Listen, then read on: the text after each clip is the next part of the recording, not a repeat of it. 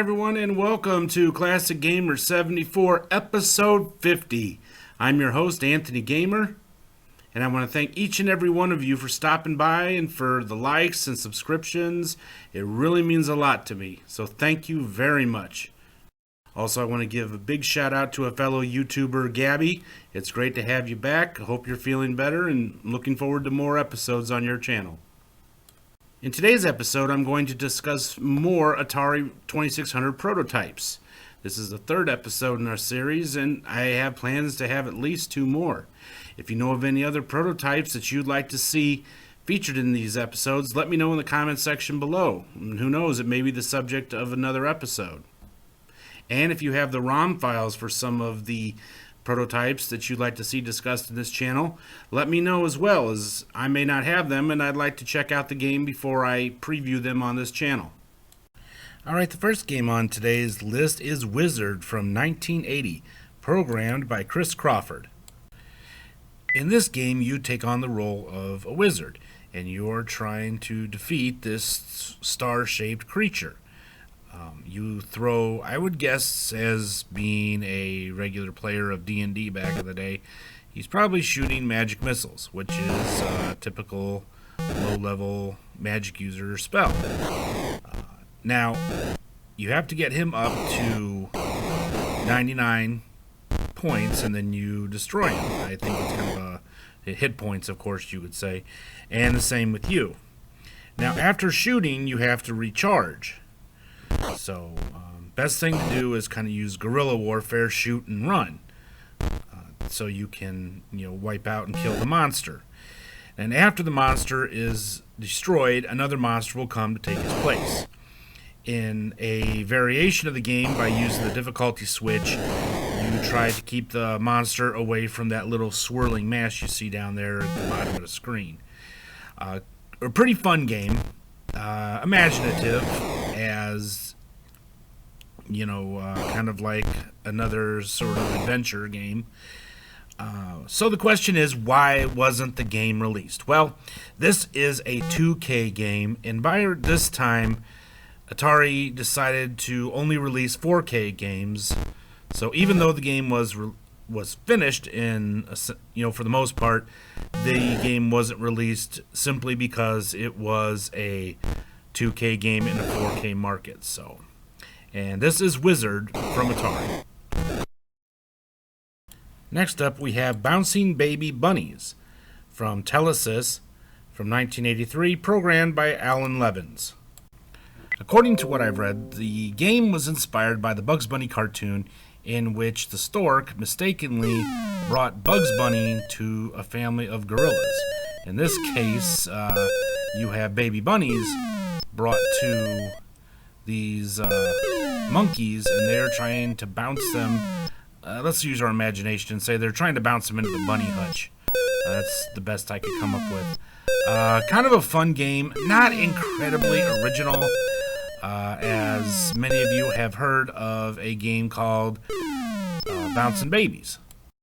The only difference is in Bouncing Babies, you're bouncing human babies into an ambulance as opposed to bouncing baby bunnies into a hutch. I guess that's better, but anyway. So the million-dollar question is, why was this game not released? Well, as it was completed in 1983, the video game market was already taking a dump, and Telesis did not see a justifiable reason to release this game. So therefore, it would actually not be discovered until 2003. So, and again, this is Bouncing Baby Bunnies. Next up, we have Frog Pond from 1982 by Atari, programmed by Nick Turner. Alright, if this game looks familiar to you, it should, because it's almost an exact copy of Mattel's Frogs and Flies that they released under the M Network label for the Atari 2600. So you pretty much get the idea. You are a frog trying to catch as many flies as you can. Now, the question here is, why wasn't this game released? Well, according to Nick, the programmer, he wanted to add more options and gameplay to the game and expanding it to 8K. Atari wasn't keen on spending the extra money on more memory for a children's game, so they refused to allocate the extra 4K. The game was shelved and Nick left Atari shortly thereafter. The game, however, can be found on one of the Atari 8 flashbacks. Next up, we have Kabobber from 1983 from Activision, programmed by Rex Bradford. I know it's really hard to imagine that an Activision game would not get released, but this definitely was the case. The storyline of this game isn't known because an instruction manual was never found. So the basic premise behind the game is that you and your little buddies there are trying to stop this evil warlord guy and step on him and stop him before he destroys you and all your buddies. You can regenerate them over time. It's kind of a strategy game. It reminds me a lot of Stratego or one of those other type board game, strategy games. And I'll tell you, to be honest, this game is really addictive and a lot of fun. And again, this is Kabobber from Activision. Next up, we have Kamikaze Soldiers from 1983 by Synchro, programmed by Dan Wolf.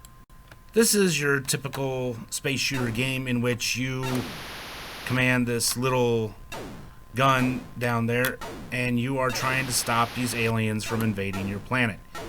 If you don't shoot them within so many passes, they go kamikaze and crash into you.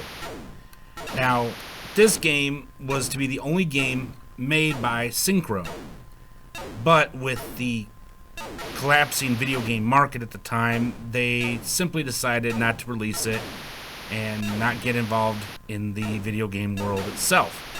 Although they did put out some full-page ads in magazines, I think it was probably a very good idea on their part, because this game, in my opinion, is just pretty much mediocre. I mean, it really does not stand out amongst the many other space shooter games. The sound effects are kind of cool, even though if you listen, you've probably heard them before. Unfortunately, there were a lot of games like this that they did contribute to the video game crash. So, like I said, this game is not really sad that it was not released, in my opinion.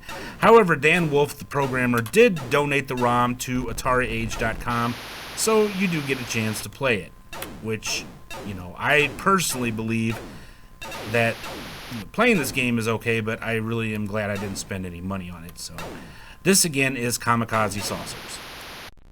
Next up, we have Looping from 1983 from Coleco, programmed by Ed Temple. Looping is actually a port of a kind of obscure arcade game from the same name. Like all games by Coleco, this game was ported to the ColecoVision.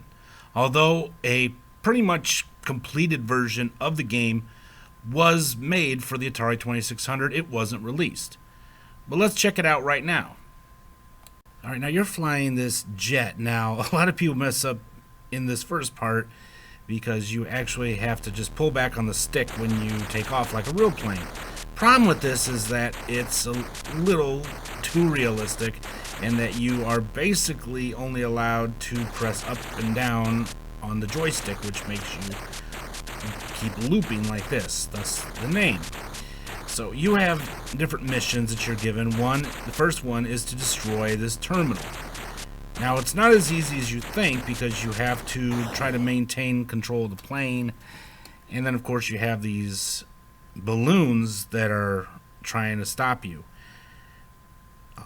With each level, you have more things to destroy, and then eventually you're taken into a separate room to destroy other enemies. There's actually 3 levels in this game. I have only made it past level 1 once. The main reason some people believe this game wasn't released was because of the difficulty involved. Some people have said that the game was so difficult that people wouldn't have enjoyed it. I disagree, even though this game is difficult, I have just loved playing it, and I keep trying, because I know eventually I'm going to be able to destroy that terminal. So this is the Atari 2600 unreleased prototype of Looping. Alright, here's a quick look at the ColecoVision version of this game. You can see it's essentially the same game, with the only big exception being the amount of background graphics that is typical for ColecoVision. Okay, next up we have Polo from Atari from 1978, programmed by Carol Shaw.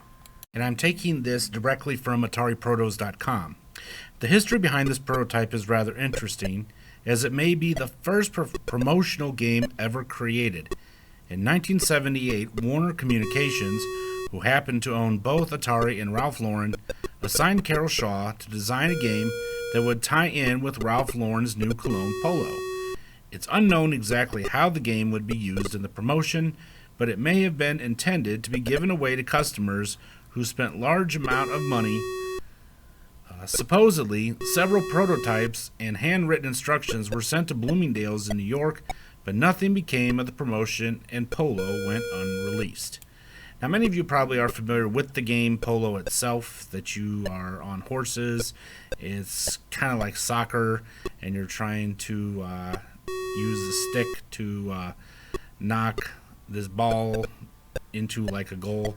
So anyway, kind of an interesting game. I really think it's cool, though, that somebody had the foresight to create a Polo video game, as nobody's done it since.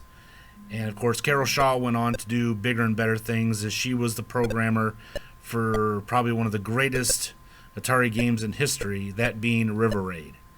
So, again, this is Polo, the unreleased prototype from Atari. Next up, we have Thwacker, or Thwacker's Musical Adventure, from 1984, from Activision, by Charlie Heath. Alright, now in the game Thwacker, you take on the role of a band teacher, and for some reason, the instruments have gone haywire, and the only way to calm them down is to find all the notes to a song in order. I really don't know what caused the instruments to go nuts. Maybe some of the students decided to start chucking them at the teacher. Yeah, there were some times when I was in high school band, I thought about chucking my instrument at the teacher, which would have been bad because I played the tuba. Anyway, so when you complete the song, you're able to pacify the instruments. Now, unfortunately, the game was not totally completed, so when you complete the level by collecting everything, you're not able to go on to the next level. However, there are several different variations of the game you can try by hitting the game select with different degrees of difficulty. I really enjoyed this game. I thought it was very original. Definitely never heard of anything like this. It's too bad, though, that the game wasn't released, as I think it would have probably developed quite a following, as just about every Activision game has done. I mean, when you think about Activision, you think of high quality, great games, and this was no exception. So again, this is Thwacker.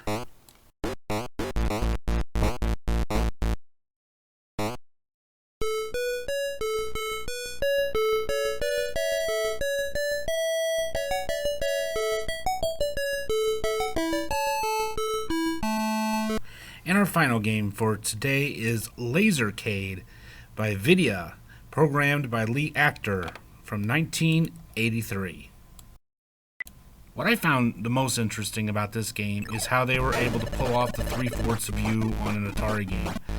Nobody else had ever done that before, so you gotta give them kudos for that. Now in this game, your object is to shoot as many targets on the upper level as you can. However, to make it more difficult, you have these mirrors in the middle level that make shots sometimes a little more difficult, as they play with your laser a little bit and make it kind of difficult, and they can actually shoot your laser back at you, which is not fun. But anyway, alright, so why wasn't this game released? Well, at this particular point in time, 20th Century Fox had decided to stop making Atari 2600 games.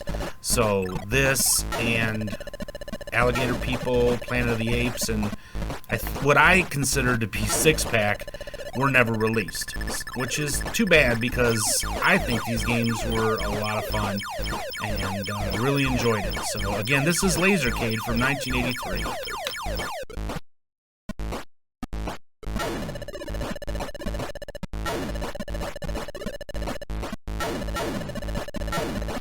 Well, that brings us to the end of today's episode of Classic Gamer 74. I hope you all enjoyed it. If you did, don't forget to give me a great big thumbs up and subscribe if you haven't already.